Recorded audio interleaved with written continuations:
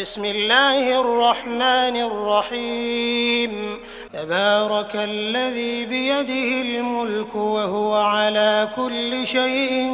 قدير الذي خلق الموت والحياة ليبلوكم أيكم أحسن عملا وهو العزيز الغفور الذي خلق 7 سماوات طباقا ما ترى في خلق الرحمن من تفاوت فارجع البصر هل ترى من فطور ثم ارجع البصر كرتين ينقلب إليك البصر خاسئا وهو حسير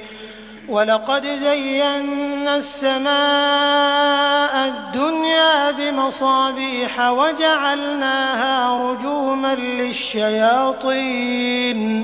وأعتدنا لهم عذاب السعير وللذين كفروا بربهم عذاب جهنم وبئس المصير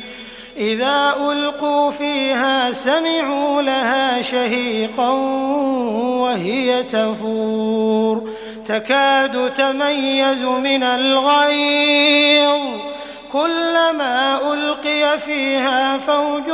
سألهم خزنتها ألم يأتكم نذير قالوا بلى قد جاءنا نذير فكذبنا وقلنا ما نزل الله من شيء إن أنتم إلا في ضلال كبير وقالوا لو كنا نسمع أو نعقل ما كنا في أصحاب السعير فاعترفوا بذنبهم فسحقا لأصحاب السعير إن الذين يخشون ربهم بالغيب لهم مغفرة وأجر كبير وأسروا قولكم أو اجهروا به إنه عليم بذات الصدور ألا يعلم من خلق وهو اللطيف الخبير هو الذي جعل لكم الأرض ذلولا فامشوا في مناكبها وكلوا من رزقه وإليه النشور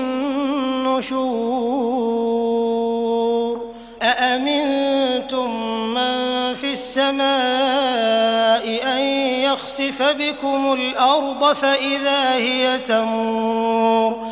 أم أمنتم من في السماء أن يرسل عليكم حاصبا فستعلمون كيف نذير ولقد كذب الذين من قبلهم فكيف كان نكير